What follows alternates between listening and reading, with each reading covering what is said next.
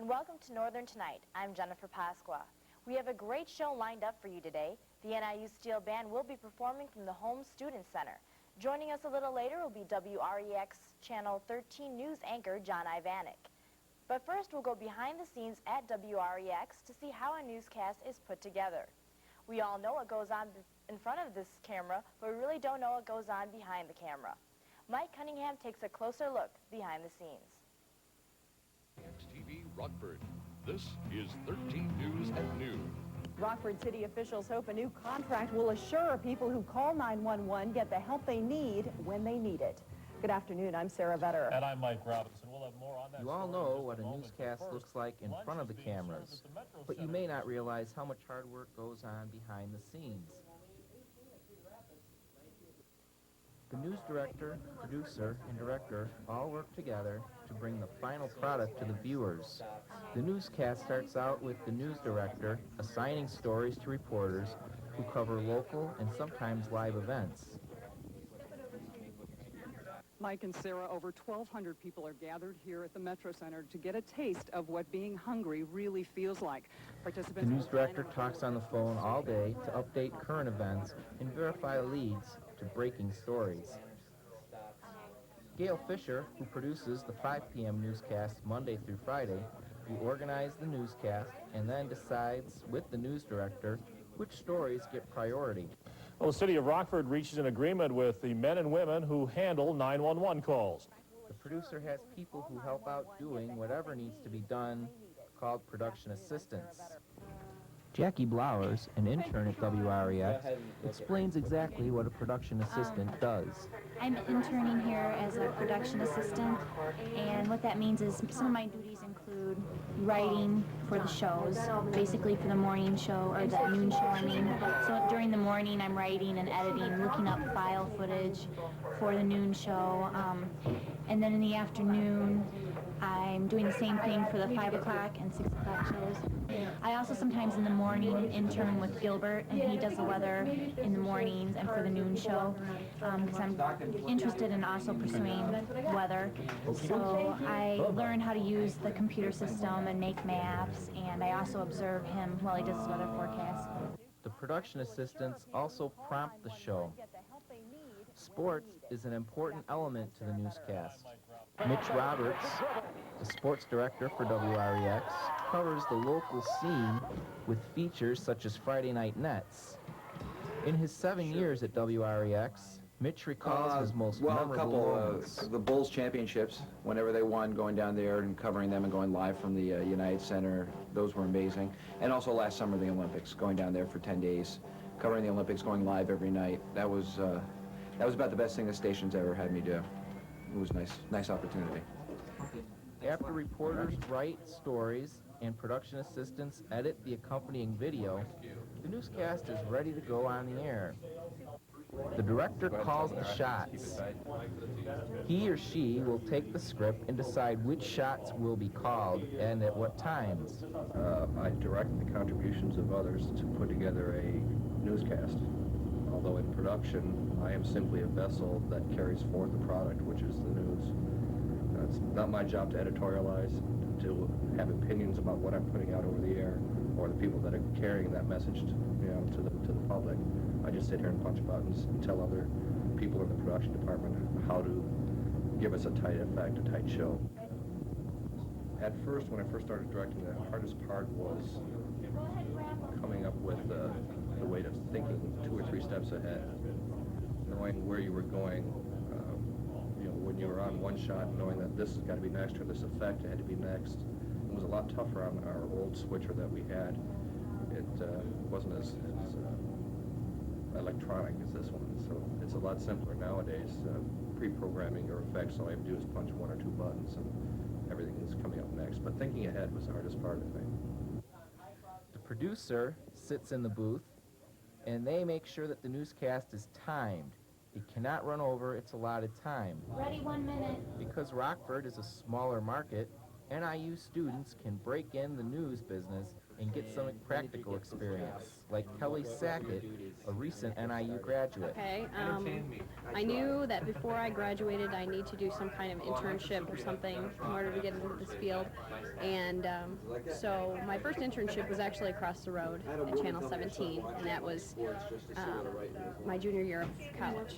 And then my senior year of college, the summer going into it, I knew that they were hiring here for a PA position, production assistant, and I applied and got the job. Newscasts don't change much when you go to larger markets. There are just more people to do all the work. The hardest part about getting a job in the news business is getting your foot in the door. But once your foot is in the door, there's no telling how fast you can move up the ladder. I started off as a PA, and then I moved to the weekend producer, and then occasionally I get to report on weekends, and then I moved to MSNBC producer, and now I'm 6 o'clock producer and MSNBC online producer.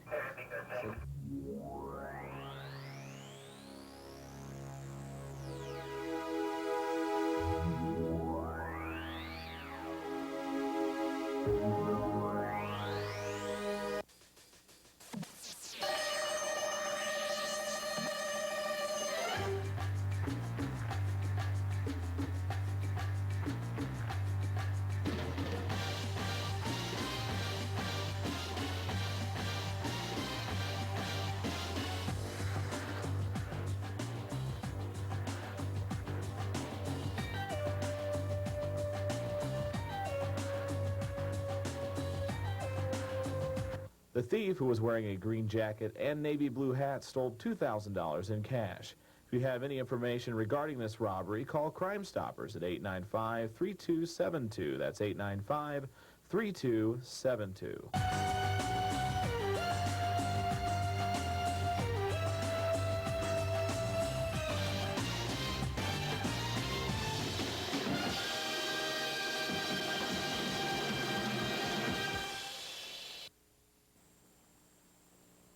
Welcome back. Joining us is WREX Channel 13 and news anchor and 1991 NIU grad John Ivanek. Thank you for stopping by. Jennifer, it's my pleasure. Thank you for having me here today. First off, I'd like to ask you, what got you interested in choosing a career in the news field? Well, communications is always something I was interested in, and I knew it was something that I wanted to do even back in high school. And Northern Illinois has, as you know, an excellent communications department and journalism department, and the two departments made it possible for me to go ahead and experiment in radio and in television, and I looked at print as well, and found out that I really like television most of all. Is being an anchor something you've always wanted to do? I really don't. I think I wanted to do sports. I started off doing sports here at Northern Illinois. I played football, and that was my interest, and my first job outside of Northern, after I graduated college in May of 1991, was to work for WDKB B95 here in DeKalb. And I did news for a year on the radio, and that helped me to develop some writing skills, communication skills, and it allowed me to basically just ease into the world of television, because I had done an internship with Channel 17 in Rockford one summer during college. And so I was able to make contacts, and then I started working part-time in Rockford as well during my stint in radio here in DeKalb. So I was able to kind of work my way into television until I got a full-time job in television in July of 1992. I understand before you worked at WREX, you worked at another Rockford station, WTVO. Right. Why did you switch channels? Well, in television, it's a transient business, a lot like radio, and I needed to change. You can grow to a certain point, and then after a while, you reach a point where you're not growing anymore as a professional, and you need some new challenges. And I was kind of slotted to be like the third sports anchor at 17. And sports is what I really wanted to do at the time, and that was fine with me. And working weekends and doing news on the weekends and sports throughout the week and working holidays. But 13 WREX offered me some new challenges in the news anchoring world, and I hadn't really thought of that during college doing news, because I really didn't go through the journalism department like a lot of other people that I work with in Northern, or worked with here at Northern in Rockford have done. So I needed to make the change, and I didn't need to. A lot of people need to make changes. They go from Rockford to North Carolina or California or somewhere like that, and I was just able to do it within the same zip code. So I was very lucky. Do you still keep in touch with your past coworkers from there? Sure. In a place like Rockford, the phone call, at the end of the night, what'd you guys do? How'd you guys cover this? You always want to keep tabs, and matter of fact, one of my best friends is the anchor over at Channel 17. So there's always a professional. You want to beat the other guy, just like Brokaw wants to beat Jennings, but you're also friends, and you also realize that the commonalities are there, because there's only 3 people that have our jobs, in any given market. And geez, if you can't be friends with the other couple of guys, that's that's rough. You graduated from Northern in 1991, Right. like you said. Have you noticed any changes at Northern or at DeKalb? Well, I've noticed a lot of changes just driving around campus today. The physical makeup of the campus has changed. There's the new Faraday Hall, which was built a couple of years ago. There's the Campus Life Center, across from the Student Center, which is all new. Then in the world of athletics, of course, we've got a new softball diamond, a new baseball diamond, and most notably, the east side of Husky Stadium was built a year and a half ago, and I was, of course, football alum, very happy to see that. Those are the main differences I see, and I think they're positive differences. They're positive changes and upgrades on the campus that needed to be made, and I was glad to see that the university put the capital improvements in the money. The state set aside some money to make these projects possible. Now, of course, we're looking for other things. As alum, we're looking for a new arena to be built. We really believe, a lot of us alumni, when we meet and we talk, how can we help Northern, and what needs to be done, and that certainly is one of the projects that we would like to see come to fruition, and we know that university leaders are working for that goal. Why did you choose to attend Northern? Was that your first choice? Well, I looked at a lot of colleges, and quite frankly, I based it all on football, to tell you the truth. I don't know if that's really the way one should go about picking an institution of higher learning, but I wanted to play college football, and I wanted to play college football against teams like Nebraska's and Wisconsin's and Minnesota's and Northwestern and stuff like that. And I knew I wanted to play that caliber of team. I could have gone to many colleges, like we all could have. Lots of choices in life. Northern was a very comfortable choice. My family's in the Quad Cities, so it's an hour and a half away. My parents could attend all the home games and even some of the games on the road. That first year of college can be kind of rough. There were more than a few weekends where I just drove home, took the laundry home, had Mom cook for me and stuff. So that was easy for me, and Northern was just a good fit. I needed to go away from home, but I didn't need to go 3 time zones away. So it was a good choice for me. What do you say was your best memory at Northern? My best memory at Northern, I think it would be easy for someone like myself to say something, along the lines of something I did with the football team. But I think my fondest memories are with my roommates. We lived together for 3 years. They also played football, and we were also in the Delta Chi fraternity together. And I think that at times, just the really, the times you wouldn't normally think of, like out at a bar or on a game or something like that, just, sitting there watching TV or playing Nintendo with them on a Sunday night or something, throwing food around the apartment, and, or making a food run, or going to the grocery store and just throwing a whole bunch of things into the cart and stuff like that. Those are the times that I enjoy the most. You said you were from the Quad Cities. Right. Did you grow up there all your life? I was born in Brussels, Belgium. My father worked for John Deere, and I grew up my early years in Columbus, Ohio. And then when I was 12, we moved to the Quad Cities, and so I've had 2 or 3 homes. We lived in Indianapolis for a couple of years when I was very, very young, so I've only had 3 homes. My parents are still in the Quad Cities now, and I got a couple of sisters that are in San Diego and a brother that's in Davenport, Iowa right now, writing for a local newspaper. Is anyone else in your family in this kind of career? No, they're not. They're, well, my brother has worked in radio and would like to be in radio, but he's writing for a newspaper now.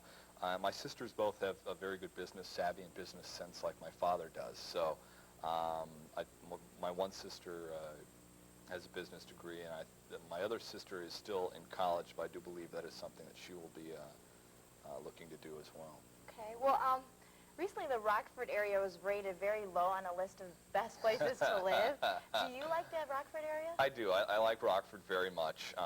Rockford was rated 300 near the bottom of the list a couple of years in a row by Money Magazine. We don't like to think that Money Magazine did a very scientific poll. Matter of fact, they won't tell us how they did their poll, so we can only assume that they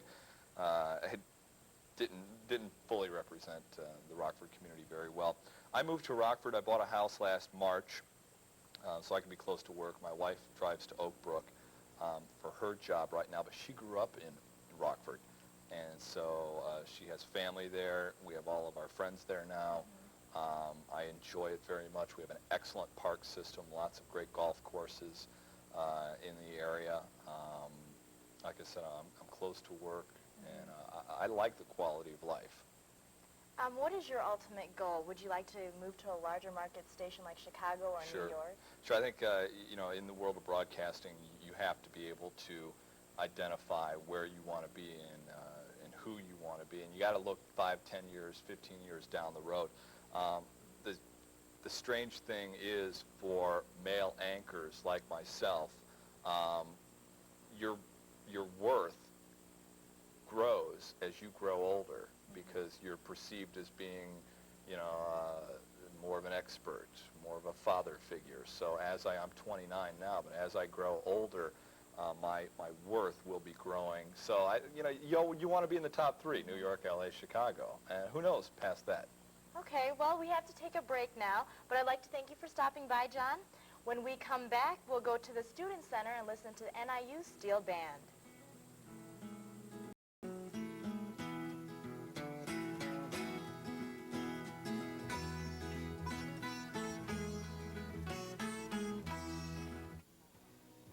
Do you have something special to share with a child? Your time, talents, patience, and understanding? Have you ever thought about becoming a big brother or big sister? For more than 90 years, Big Brothers Big Sisters of America has been a national youth-serving organization. Volunteers serving as mentors and role models help youth to increase their self-confidence, reach their highest potential, and to see themselves, often for the first time, as having happy and successful futures. Here in DeKalb County, 30 young boys and 10 young girls are waiting for the relationship of a big brother or big sister. Children in the program are between the ages of 7 and 14, currently living in a single-parent family, and are in need of a strong, dependable relationship that will provide growth from new experiences. If you are interested in becoming a big brother or a big sister in DeKalb County, please call 758-8616. That's 758-8616. It only takes a little time to make a big difference. Was I raped? Did he rape me? How could he do that to me? No, it must have been my fault.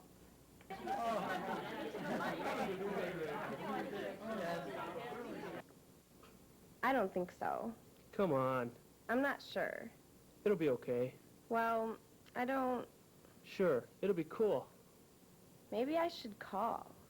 At least I could ask a couple of questions. Maybe someone could help. I need to tell someone. Don't suffer alone. We have many people to offer support, to help, and to listen. Don't be afraid. Rape Services of America is the first step to healing. We can help. Call Rape Services of America at 756-4875. The first step, the best step, is reaching out for help. We can help. Back. And now for your listening entertainment, live from the Home Student Center at Northern, NIU's Steel Band.